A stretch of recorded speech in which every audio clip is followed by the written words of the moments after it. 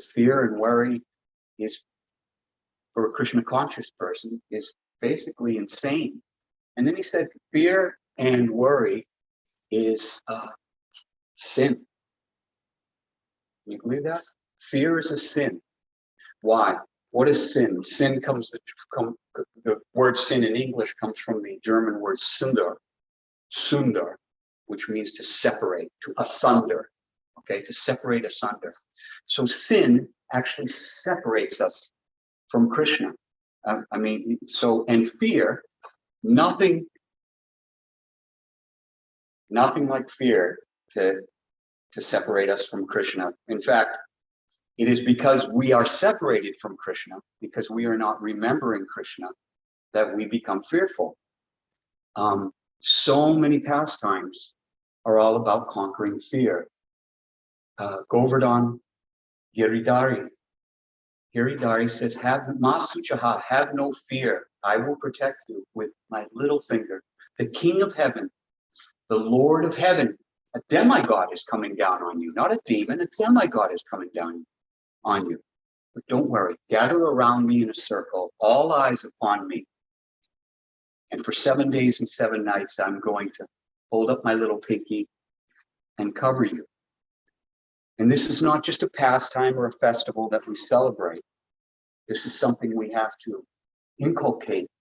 We have to imbue. We have to drink in this fearlessness by always remembering Krishna is there for us.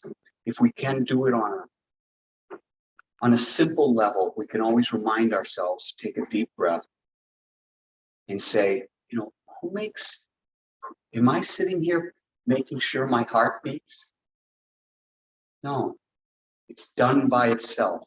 Krishna has made arrangements to keep us alive as our destiny is fulfilled. Do we make the oxygen or the leaves on the trees? Has any man or science invented photosynthesis that creates the oxygen that we breathe? No. It's a wonderful process where a beautiful, tolerant tree puts its hands to heaven, takes in carbon dioxide, and the sun's energy combines them in a wonderful process called photosynthesis, makes sugars, makes fruits, okay, from a little seed, little apple seed, comes that beautiful thing, and fruits come out. So we can be reminded, even in a so-called mundane way, that we should not have any fear, because what's going on around us at all times is Krishna's doing. It's a miracle at every moment of our life. Every breath is a miracle. And this is scientifically, you don't have to say, I believe in God. It says it in the Vedas or something. Just pay attention. It's unfortunate that in the city, you don't get out in nature. I heard a class today on the Bhakti Center where the Prabhu was talking about the different types of gurus. And one of those gurus was nature itself. If you pay close enough attention, as you do as Christ said, to become like a child, okay, which means innocent and full of wonder, then you'll see Krishna everywhere. And like a child, you'll run to Krishna's lotus feet when troubles, which are guaranteed to us, troubles are guaranteed. In fact, as devotees, in order to purify us, in order to make us stronger, as you know, every pastime in the Bhagavatam, Prahlad Maharaj, Dhruva Maharaj, Arjuna, okay, troubles, okay, big troubles. And what did they do? What did they do to allay their fear? Anyone? They went to Krishna. Prahlad, at every moment, you ever think about that, having a father, and we know it happens. We know it happens. A father who is intent on destroying his own child. Okay? And yet Prahlad was just remembering Krishna. And no matter what, there was one part of Prahlad's pastime. See, I'm not even following. I'm not even following. One part of Prahlad's pastime where Hiranyakashipu hasn't thrown off a cliff. You know what Prahlad was worried about when he was falling? Anybody? He was holding this. He was afraid that Lord Vishnu, Krishna, in his heart would be harmed when he hit the ground. Okay? And we think, oh, this is hyperbole. Of course he was afraid. No, this is samadhi.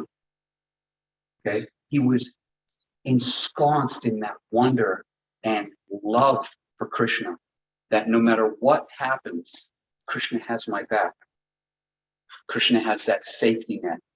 Not so much declare it boldly, Arjuna, my devotee shall never perish. And what does that mean? That means, thank you for coming. Hare Krishna. Look up Bhakti Center Bhagavatam. Bhakti Center Bhagavatam classes. Beautiful, wonderful classes.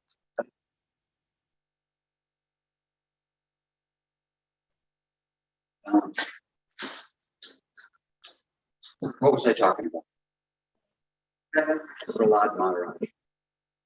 So that's one example. And of course, Arjuna.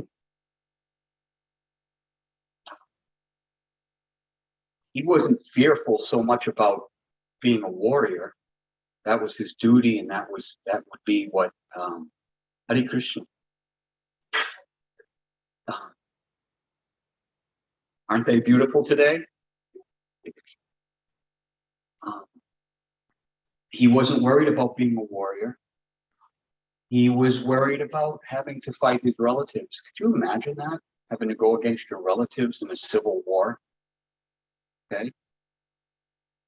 We've seen it happen even in America, civil war, brothers and cousins fighting each other, etc. And Krishna told him what it was all about. And Krishna was there on his chariot. And Krishna says, have no fear, Masu Jaha. And that was the beginning. Let me begin this with Om Jnana Tremendasha Jnana Jnana Shalakayas Chaksha Ulitam Yena Tashme Shri Guruve Namaha. Nama Om Vishnu Padaya Krishna Prashaya Bhutale Srimante Bhakti Vedanta Swami.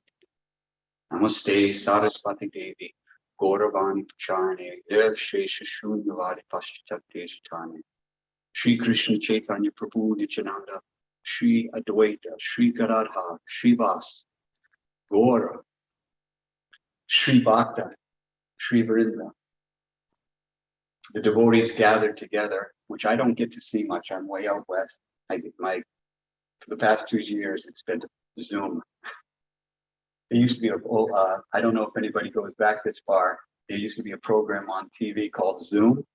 Come on and Zoom. It's for kids. And so Zoom has been a saving grace. So, it's a wonderful thing that even the most greatest fear, which Jiva Goswami said, the greatest fear is not having the association of devotees. So we can always get the association of devotees, for devotees. And Radha Gopi Vallabha. I played Have Your Blessings that I may speak something that's pleasing to the Vaishnavas. My Guru Maharaj, Chaitanya, Nityananda, Hare Krishna Gagan, Radha and Krishna, Radha Gopi Vallabha. Does anybody know the Summum Bonum verse, the one that talks about fear? Krishna says about fear in regards, that's in the Bhagavad Gita, 18th chapter. Begins Sarva.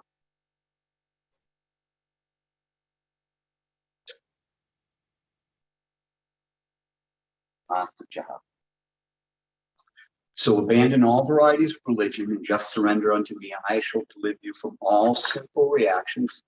Do not fear. We must understand that when troubles come upon us, it's two things. One is our just due. Never feel like you are getting some unjustified treatment.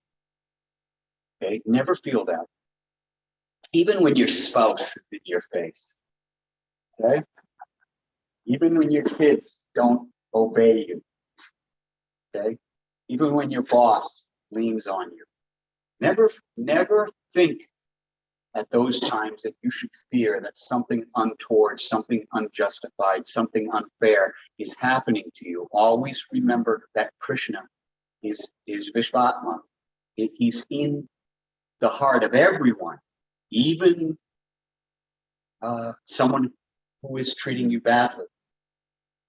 And as Lord Chaitanya said, Trinadapi Suchana, Pararapi Sahoshna, that you have to be as humble as a blade of grass and as tolerant as a tree. Okay? This is necessary. Why? Because you have to understand that at all times and at every moment, how can we remember Krishna at every moment when there are so many troubles in the world, to take our mind away from Krishna, of remembering that Krishna is in control? Like I mentioned before, he's given us our life breath. He's given us our beating hearts that beat on their own accord. Every cell in our body, every DNA strand was designed by Krishna. Okay? And it's the result of our past activities.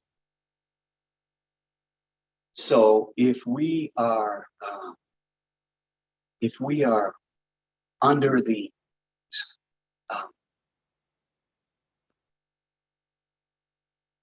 control of the Ramajoti, the yantra of our body, the machine of our body, we should always just try to remember that we are part of this, our bodies are part of this material nature, and that we at no time should fear old age, disease, that it comes, the bell, as Hemingway said, do not ask for whom the bell tolls. So they used to ring a bell in the villages when someone died. Ding, ding, ding, and people say, oh, farmer so-and-so has passed, right? Hemingway said, do not ask for whom the bell tolls, because it tolls for everyone, right? So we come to understand that this is we're like shooting stars in this world, right? And Krishna says that if you always remember me, you won't have to fear the temporary nature of the body. Because as Nityananda told me, Nityananda said to me as I came in, today's class is about how you're not this body, right? I mean, think about it. That's our first thing that we learn. You're not your body, Prabhu. You know, when you're having prasadam for the first time, or you enter the temple for the first time, and the first thing you learn is that you are spirit soul. I remember the first verse I ever read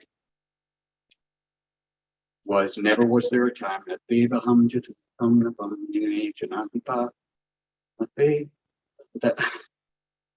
not erudite. Never was there a time when I did not exist, nor you, nor all these kings, nor in the future shall we ever cease to be. So that alone, when I was in college, that really, because at the time I was studying philosophy as a dilettante, so to speak, philosophy 101. And we were studying the existentialists, which is all about angst, which is what happens when you wonder about the temporary nature of life and the absurdity of all man's endeavors. You know, all these struggles that we do when you go up in an airplane and you look down and you see us all running around. We're not much different than us looking down at ants. Brahma has that view all the time of us. You know, and we go this way and we go that way, and a lot of times we're going this way or going that way en masse as a population due to fear. But Krishna's devotees, we stop and we realize we have nothing to fear. Not coronavirus, not wars, okay, not economic disaster. All these things are hovering around us right now, okay? In my lifetime, even though I was raised during the Vietnam War, it was outside, you know. My sister was a hippie, so I was aware of it even as a young child, 5 and 6 years old in the 60s. But now we see that the whole world is very tense, and it is very frightening. But we have to understand that Krishna is always performing his Leela. Krishna just doesn't come every once in a while. Krishna comes every day. Okay? And he comes personally for us in a very intimate way when we call upon his name. It's one of the reasons why Prabhupada said, waken the Brahma Muhurta and chant your 16 rounds. Prabhupada once said, somebody said, what would please you, Prabhupada? Now, a lot of people have asked that to Prabhupada, and there were many different answers. But one of them, the most important one was that he goes, what would please me is if you would learn to love Krishna. Because that's what it's all about, is understanding the beauty of Krishna, understanding the omnipresence of Krishna in our heart as the Paramatma, understanding that Krishna says, have no fear.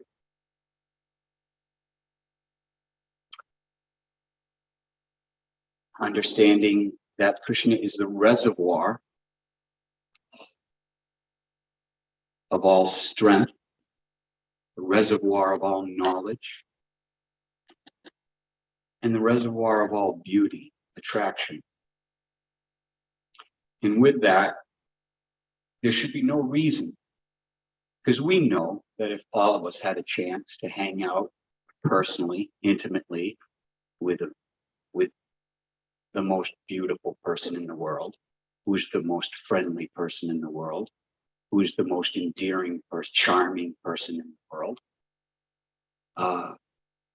who's the most loving person in the world, who knows you even better than yourself. If we had that chance, would we not rise early and chant? Okay, do we chant just to repeat syllables? Or do we chant to spend time, intimate time with Krishna? Separate from everything else in the world, separate from our day that's going to come upon us, separate from the news, separate from our children calling upon us, separate from our spouse in the bed next to us, that we rise and we say, like the gopis who rose at night to meet Krishna in the woods, in the forest of Vraja, not paying attention to any of the Dharma, Sarva Dharma, abandoned all varieties of religion, not paying attention to any of the Dharma of the village.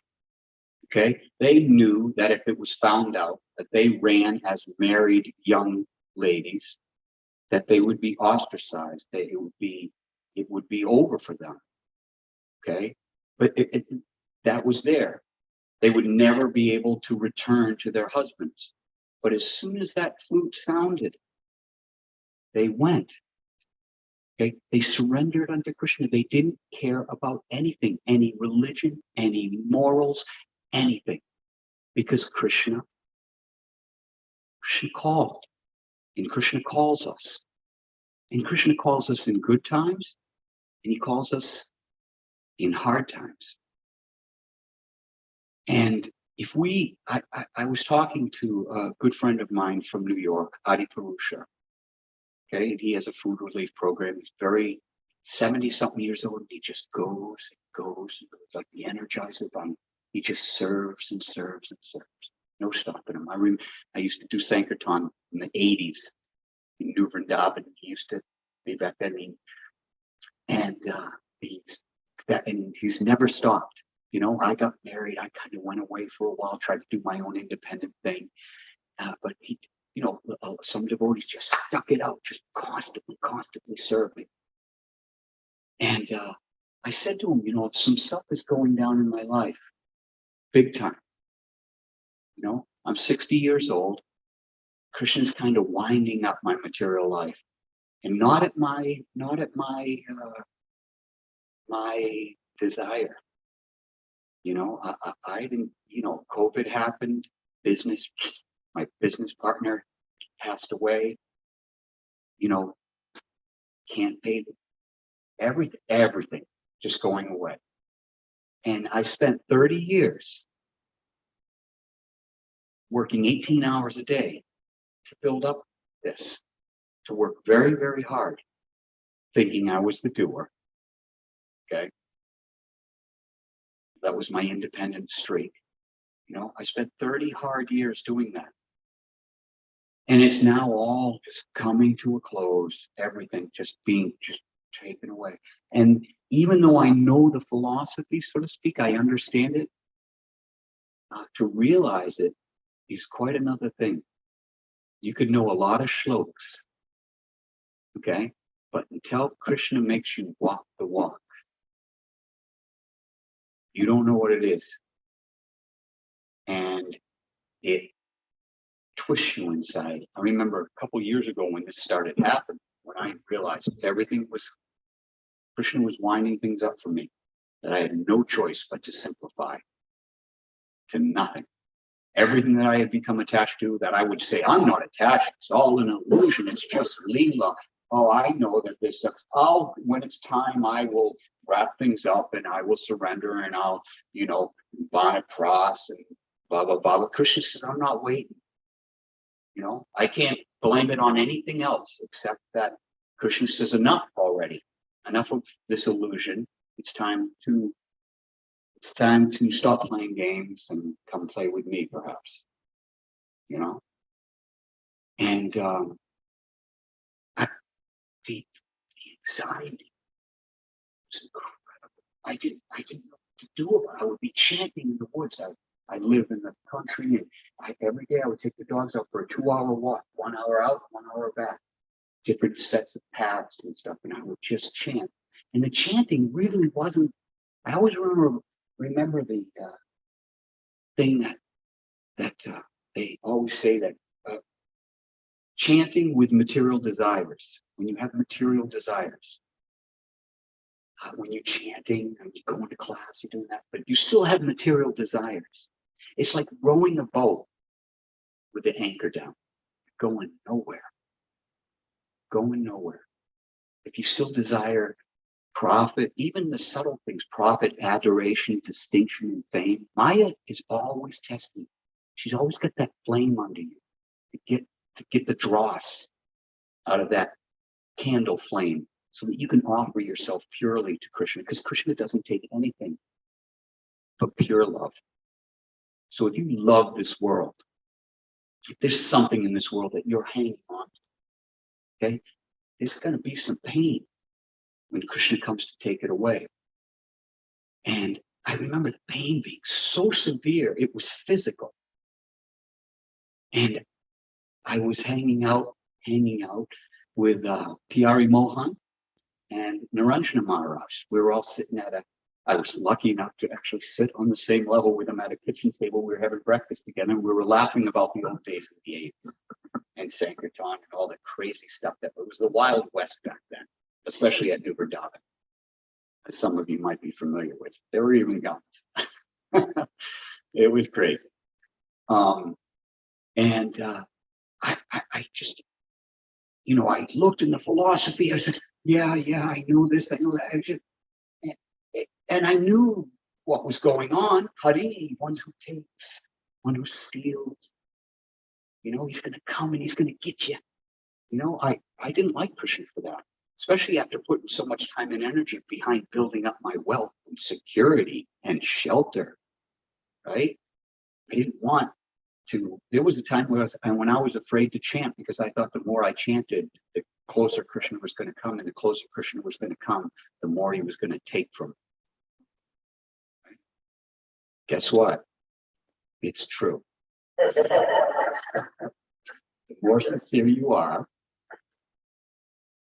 actually not the more sincere you are, the more you're going to suffer. But the more material desires you have, the more Krishna's going to go after them. And I was sitting at the table laughing with Naranjana Maharaj and P.R.E. Mohan, and I said to Naranjana, because I one-on-one, I can ask him personal questions. So I'm dying. I was showing him pictures of the horses and the beautiful farm and all the things we've done and how beautiful and wonderful it is. It's a wonderful life, right? And I said, but I go, I've got everything. beautiful wife, a wonderful son. I've got everything a man could need. I've got more, as the song says, than I could ask for. And yet, this twisting was going on in my chest that made life unbearable. It was unbearable. I would be chanting in the woods and I would have tears in my eyes, not out of love for Krishna, but out of the pain I was feeling in my heart, and I had no idea where it was coming from. Because when you have desires separate from loving Krishna, you are thrown into ignorance. You Krishna, Maya makes sure that you're not even aware because you have a desire. And so she fulfills that desire and lets you, Maya Devi turns to, Yoga Maya welcomes, pushes you, prods you from behind towards Krishna's embrace, right? Yoga Maya sets things up. When you have nice sadhana, when you come to the temple, the universe unfolds as it should. And Krishna shows himself in little ways. He leaves crumbs on the path towards him in the woods at night, so to speak. Lightning bugs on the path. This is the way to Krishna. But if you want Maya Devi, Durga, well, what does Durga hold in her hand? The trident. And what do those 3 points on the trident represent? Adi-adhyatmic, adi-bodhic, and adi-daivic. We know these miseries. We see them every day. We see people around us. We see people at work. Everybody's like this, because they're getting jammed, like this. So that was going on, and I didn't know. She was just going like this, but I didn't know. I was chanting. I was just 16 months. I was following 4 regulative principles. It's very easy when your wife wants nothing to do with you. It's just like it's really easy when you live in the country. I was following 4 straight. I was rising early. I was chanting, and yet somehow I was in the greatest pain I've ever been in my life. I had everything a man could need, and I was following strictly. And yet somehow I was dying inside. And I sat at that table with Narendra Maharaj, and I said, Maharaj, I feel like I'm dying. And this was after showing him everything I had, and everything, knowing full well that it's all sort of an illusion. And he said 4 words. Because you are still attached. Because you just won't let go. Now, what does that mean? Does that mean abandon your wife and your family or abandon your duties? It doesn't mean that. It means a change of heart.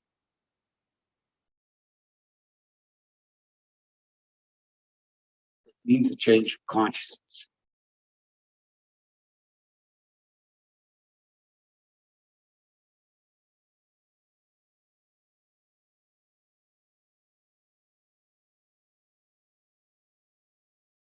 We are here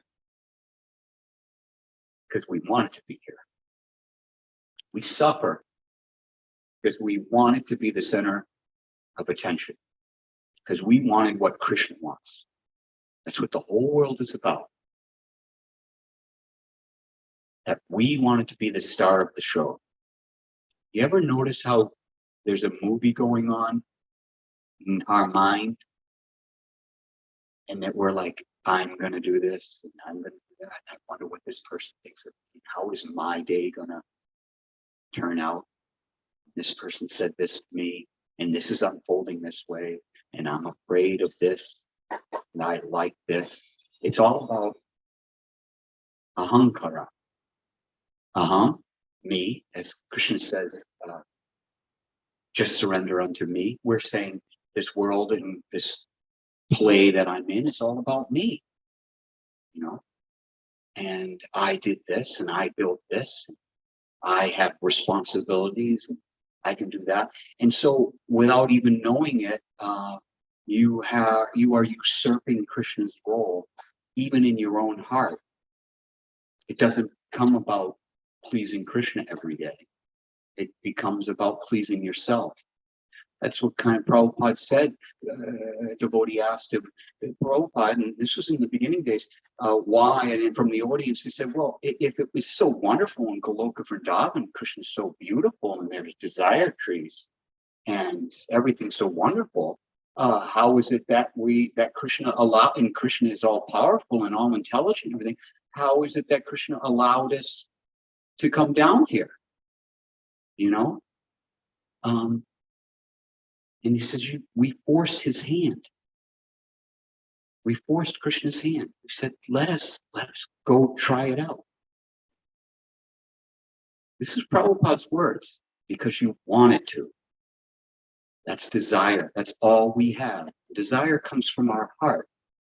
And that's all we have really to offer Krishna, is our heart. Okay? I remember when I was taking flight into independence from the movement way back. Okay?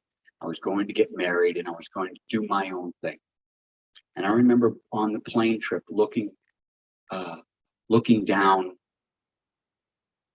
and falling asleep and thinking to myself, well, I made so much money on Sankirtan, and for the 10 years I spent in a van collecting money to help New Vrindavan and stuff like that. I should, I did my thing. I gave Krishna 10 years. Now I'm going to do for myself, right? And as I was falling asleep, now I don't have, in fact, I've never had a sublime, I've had a couple, but sublime dreams, dreams where, they're Krishna conscious dreams. I've actually had a few. I have a little trick. I put lectures on and I fall asleep with them in my ears. And what's so funny? During the lectures, I listen to Radhanath Maharaj or even Prabhupada. But with Radhanath Maharaj, just like our own Ras that we used to have between us, he would lecture, and then I would, in my dream, I'd be asking him questions and fighting, not fighting him, but questioning him and just lots of questions like, well, what about, and in the dream, he just talks over me, of course, because it's a lecture, But so I had this dream as I was nodding off. This is one of the few dreams that I saw Vishnu. Now, this is just, my imagination. Vishnu didn't come to me, or I wouldn't be such a fallen soul. He would have just burned the fear right out of me if I really saw Vishnu. But I imagined in my mind, my sleeping mind, that I saw Vishnu.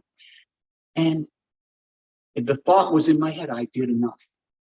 Now I'm going to take care of myself. And it was Vishnu, and he had one of his hands out, and he turned his hand over like this and went like that. And this gold, sparkly dust just fell to the ground.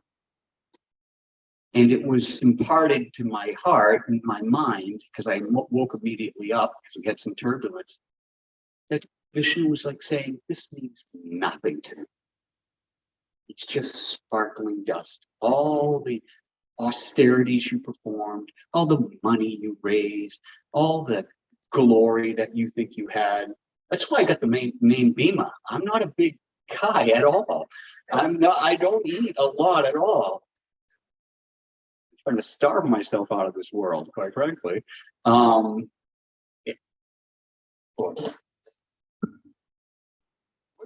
that's somebody else. That's wild. Somebody has my ringtone.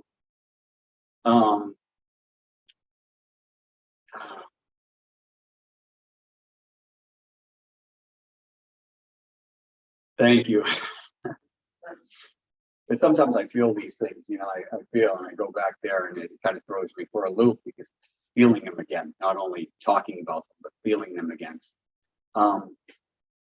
It meant nothing, because, when I used to chant my rounds, on, because I remember when I first met Radhanath Maharaj, after going to many, on the boxing team, we followed 4 regulative principles. So we didn't call them regular, but there were 4 W's that we followed. No wine. This is in college. We were young Western guys.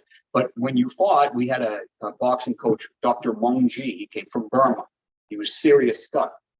And he used to have us follow in the season, the fight season, no wine, no women.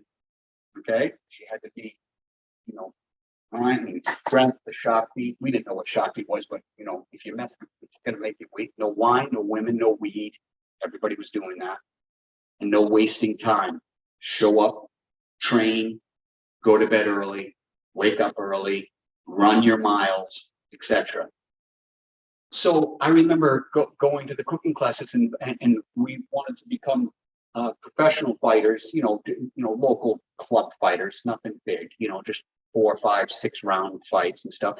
And our coach said, "Well, if you really, because we all had problems with endurance, it's very exhausting in there. It's like life and death, and you become exhausted despite all your training. You have an adrenaline dump, and it's awful." And he said, well, one thing that will help you help your endurance is Gopi Balaba ki, Srila Prabhupada ki.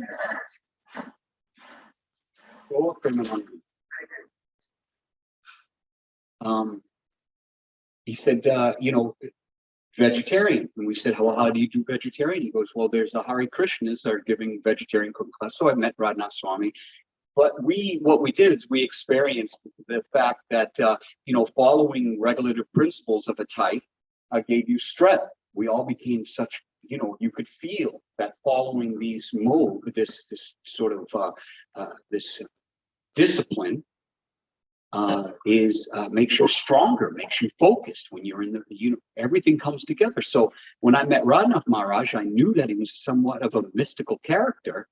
And I remember going to his had a bungalow at Athens, Ohio University. It was 1982 when he had just taken sannyas, and I remember seeing all the books and looking at the Sanskrit, and I was studying philosophy and mysticism and stuff, and not knowing anything about the East or anything. I realized that these things were gained mystic powers. So I remember one of the first things I ever asked Radhanath Maharaj is, how do you gain mystic powers? Right. And this was like the first time, and he said, well, if you stick with me today, I will tell you what can help me.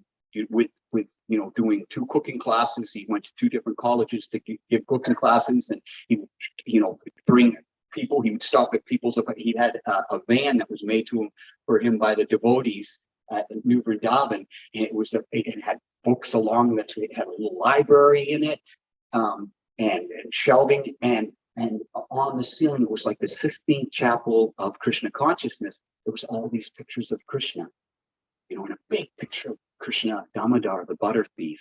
It showed Krishna there as a baby. You ever see that one where he's just staring right out at you, and it's a cute little bimbo fruit lips, and the butter is turned over, the broken pot, and he's just like looking like this. He's just like looking. And I'm looking at it. That's God, and it scared me.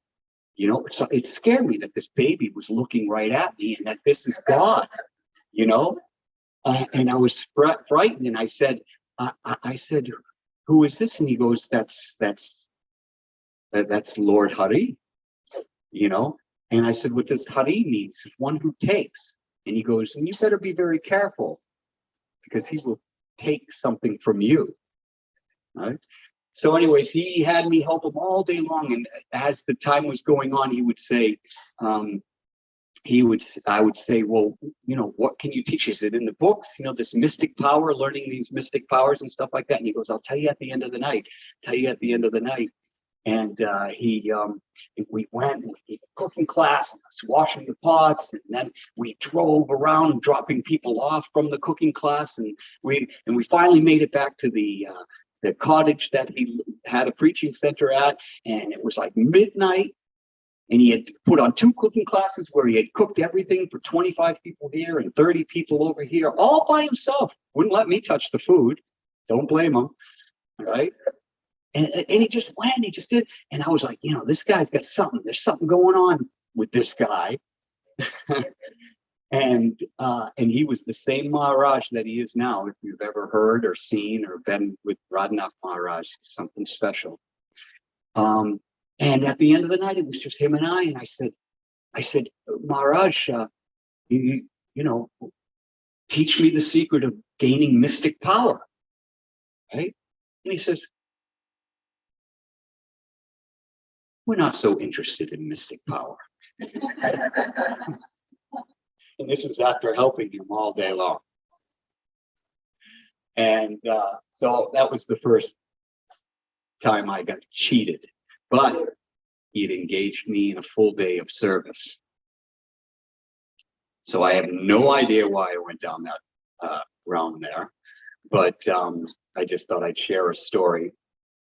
Look at that. I haven't even looked at one of these pages yet. There was so much going on. But I'll tell you one thing. I was fearful back then. I was a young bhakta and I hadn't finished college. And so my life was being overturned. And I was kind of falling for the devotees. And yet I still had all these hankerings.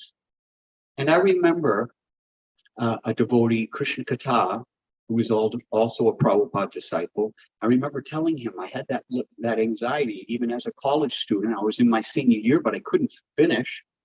I had majored in like 9 different majors because everything was so interesting. So I remember going to the counselor and he said, if you stay for 9 more years, you might get a degree, you know, because I was in pre-med nutrition, I was in business, I was just all over the place. And then when I wanted to study religion and mysticism and philosophy, and then I met Radhanath Maharaj, it was all over. It was like abandon all varieties of BS in the world and concentrate on this stuff, because this is where the ecstasy is.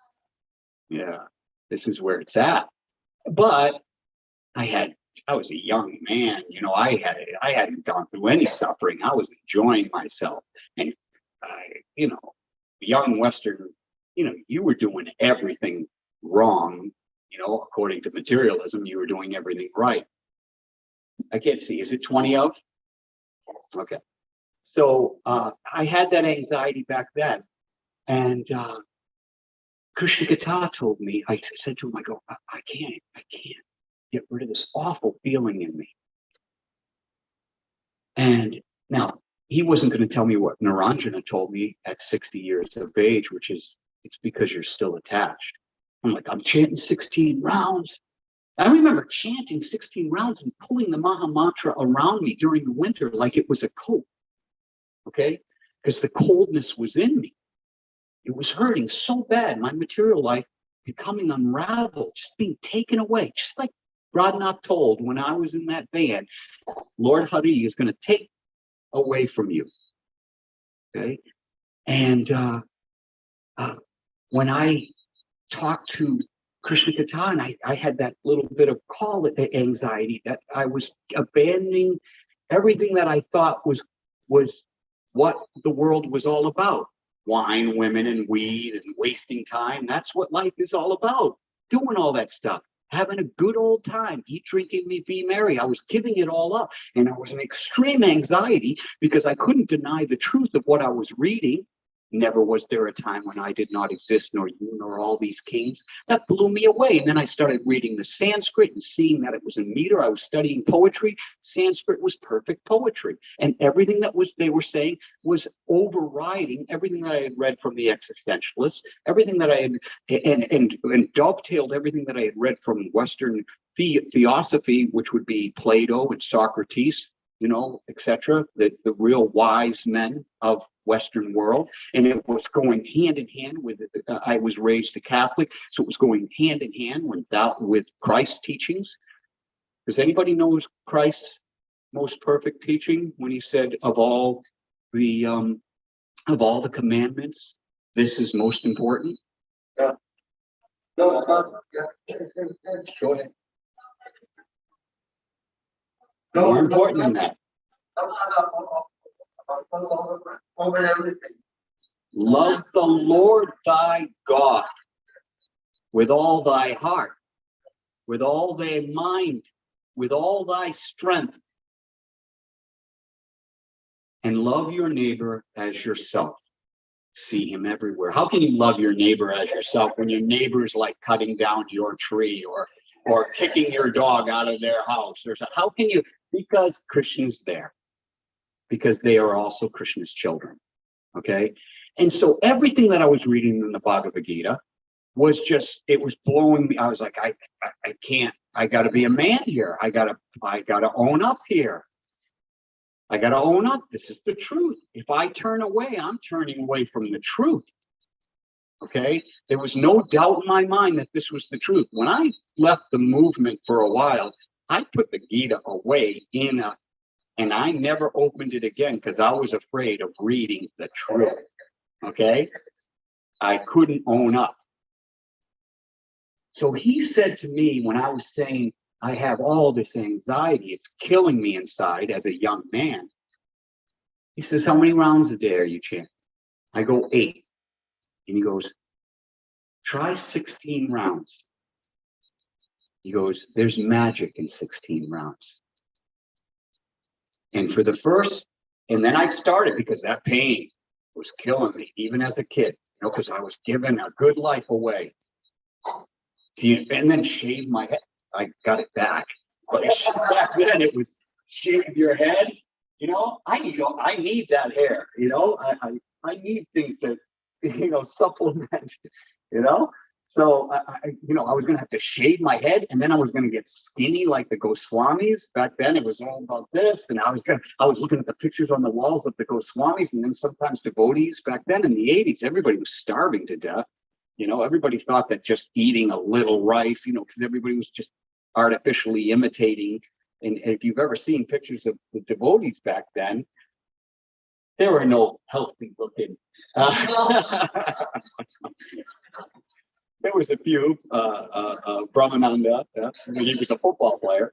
But everybody was as thin as a rail. And I was like, this is what you want me to be? I'm a fighter. I don't want to do this. I don't want to look anorexic. I was like, I can't surrender this. So there was big anxiety. Here was the truth. And yet I knew that Krishna wanted everything. He wants everything. I kept running into it. I want you, I want you, I want you. And I'm going to beat you up on your way in. Okay? Surrender, surrender, surrender. No way. And he said, just chant those 16 rounds. Give Krishna your first and best. Christ said, and I remembered this from my Catholic upbringing, seek ye first the kingdom of God, and all else will be added unto you. Okay? So how do we seek first the kingdom of God every day? Not this long thing that goes. It also says in the Bible, sufficient unto the day. This day is the evil thereof. So the only troubles you have to worry about is the troubles here and now. Just take care of your things one day at a time. It's not impossible to remember God, Krishna, his love, his protection, his friendship. It's not hard to remember one day at a time.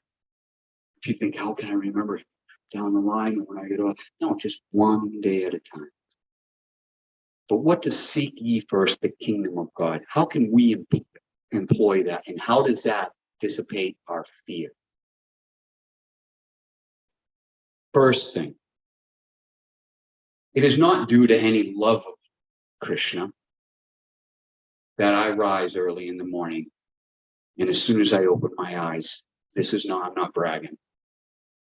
Okay. As soon as I open my eyes, I start chanting. Why? Because my mind wants to tell me what I should fear. My mind says, this lawyer is coming after you. And this lawyer is coming after you. And they want what you got. And they have a full legal right to take everything you got. Everything you worked for. There's no fear like that. As a Chinese saying, if you want to curse somebody, I curse you to have many lawyers in your life. Okay? Nothing like it because it's internal, it's anxiety. I would rather just get knocked out. It's worse than death. When you think you own things. So I was talking to Adi Purush because after, the Bhagavatam, and let me just say something right now. We really have nothing to fear. The Ukraine devotees, the devotees in Ukraine are living one Bhagavatam class at a time. They are huddled together in their temples. And those that aren't are doing food relief at the border. Okay. But they are huddled together, and they have families. And the brahmacharis welcome them in the temples, and they're huddled together, and they're doing Sankirtan, and they're chanting like no other time. Because at any moment, what's the duty of a man who is about to die? Okay, is to remember Krishna.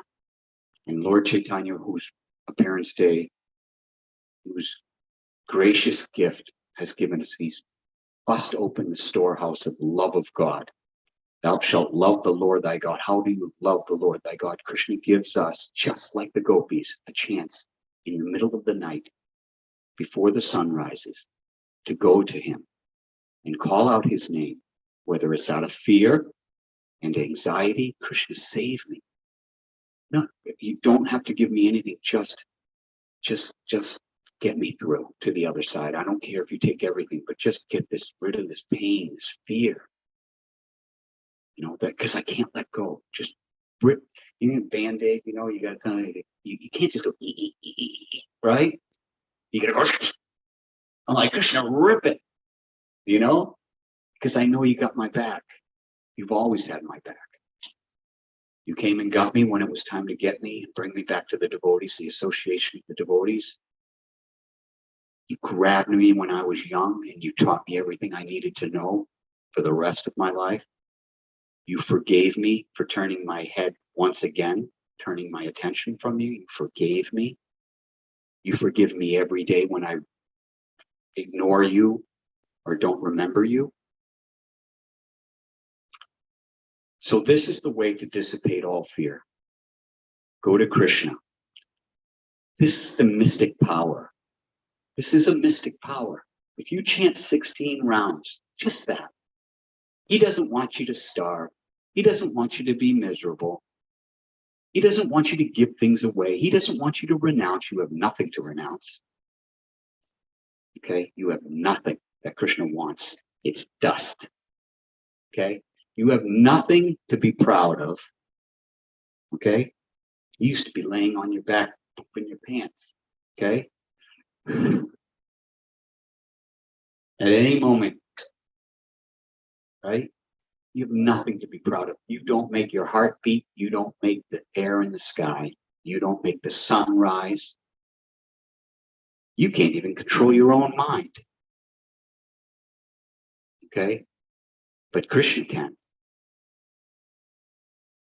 He's the strength of the strong. He's the intelligence of the intelligent.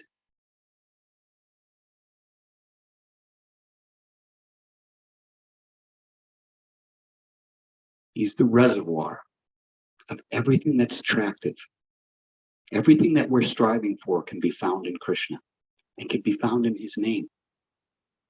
We have the deities to remind us that Krishna has a form. He has a beauty. And like I said at the beginning of the class, if we knew that we could spend some time with the most beautiful person in the world, the most charming person in the world, we'd all jump at the chance. We would, if somebody at 3 o'clock in the morning picked someone in your head that is famous and beautiful, and they're going to come by and say hello, you jump out. You're like, oh, well, just this one time, Krishna, let me just, meet this person. They're so famous and they're wonderful. And maybe I can tell them about Krishna. It'll be devotional service, but you know why you're there, right? So we get a chance. Greater wise men than us have told us over and over, Krishna is non-different than his name. That's why Krishna says, Sarvadhamma Pravrittija, Mam Ekam, surrender to me, the person. And Krishna says, I am in my... Krishna says, of all sacrifices, he mentions the things of lights. I am the sun and the moon. I am the fragrance of the earth. I am the taste of water. Of austerities, what did Krishna say? Of all austerities, the tapa, the thing that was mentioned to Brahma to do, to become a creator. What did he say was, of all austerities, what was Krishna's? Does anybody remember that verse? I don't know the Sanskrit. What? I no, not tapa. That's on stereo. But of all the tapas, what does he represent of all of them? I am japa. We don't talk about japa much because it's a hard thing to do because you have to control your mind. You have to not listen to your mind. You have to quieten down your mind. And what's the mind to do with something that's gonna be its own destruction? It's gonna fight. Your mind is gonna fight you. Maya is there already. When you wake, she's already chanted her 16 rounds. When you wake up in the morning, she's done her 16 rounds. She's right there. And guess what? She's not just standing over you with temptations from the outside world. She's in you, in your mind, saying, worry about this, worry about that, because after all, you're the doer. Aham kara, kara dua, aham, you. Right? But if you get to that point where you say, Krishna, I have nothing, I never had anything. Anything that I have had was due to you. Scientifically proven, we're not the doer. We don't divide one cell in our body. Were we there when we wiggled our way into the egg? Right? Where we were like, expand, multiply, make this organ. We didn't. It's all an illusion in our consciousness to think we are in control. And be rest assured that Krishna is in control. And surrender. And Krishna will relieve you from all sinful reactions. What is our due? Because even as devotees, we get shadow. You know, when we used to spar, there was, you hit, but kind of pull it, right? So Krishna pulls it on us, but he still wants us to become fighters like Arjuna.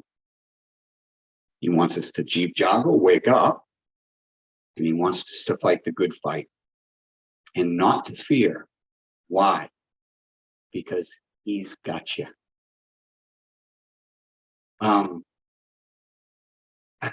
When I do these things here, my class was so totally different what I wrote. It was, it was Shastra.